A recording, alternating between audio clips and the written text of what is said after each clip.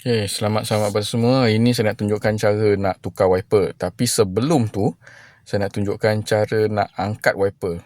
Okay, masalahnya bila kita nak angkat wiper, wiper terhalang oleh bonet ni. Tak boleh kan? Tak boleh angkat. So, kita nak angkat wiper tu. So, cara nak angkat wiper tu, kita ikut step Okay. So, tekan push start button 2 kali. Okay, dia dah on. Tapi bukan start tak payah start. So, tekan ni semula untuk matikan.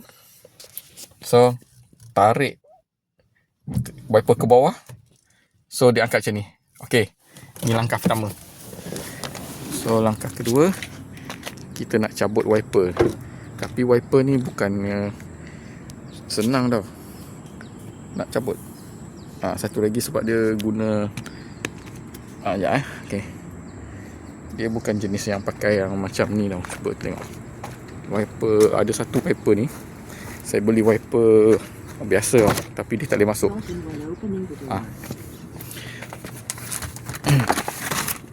Ini wiper biasa. Ni untuk Inspira punya kan. Dia jadi macam ni. Tapi ni tak boleh masuk dekat wiper ni tau. Tak boleh masuk dekat tulang wiper S70. Sorry, saya batuk pula, tak sihat ni. Sorry. Okay, ni tak sama tau. Cuba tengok. Dia jenis yang, kalau yang biasa punya, sekejap sorry. Dia jenis macam ni. Ni yang biasa punya. Tapi X70 punya, dia jenis yang special punya lock. Tekan ni kuat-kuat. Okay, tekan ni kuat-kuat. Dia kena 2 tangan. Tekan ni kuat-kuat, lepas tu tarik. So dia terkeluar. Dia tak sama. Dia tak boleh masuk tak sama. Dia tak boleh masuk macam ni. So, okay, bila dah tarik keluar macam ni kan, kita nak pasang balik. Okay, kena cari, sebelum tu kena cari wiper untuk X70. Dengan X50 sih sama kot.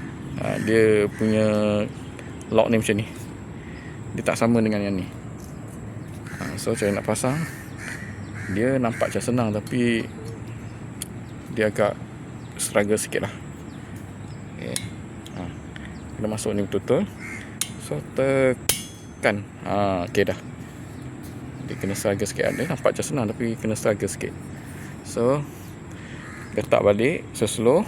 Okay, sekarang ni kita nak tunekan pula. Sekejap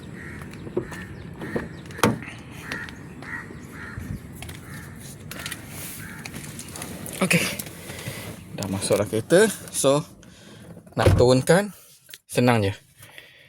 Tekan push start button, settle masalah. So, okay, kita offkan dah. So, itulah cara dia. Cara dia bagi pemula lah, bagi apa kata orang, beginner, yang baru nak tukar wiper sendiri. Tak kisahlah pengguna dah lama, pengguna X70 dah lama ke, baru ke, ataupun pengguna X50 pun boleh try cara DIY macam ni lah. So, itu saja video untuk kali ni. Sebelum saya mengakhiri video ni, please subscribe channel saya. Kalau nak nak tengok lagi banyak video yang akan datang, sila tekan loceng. Itu saja. Bye.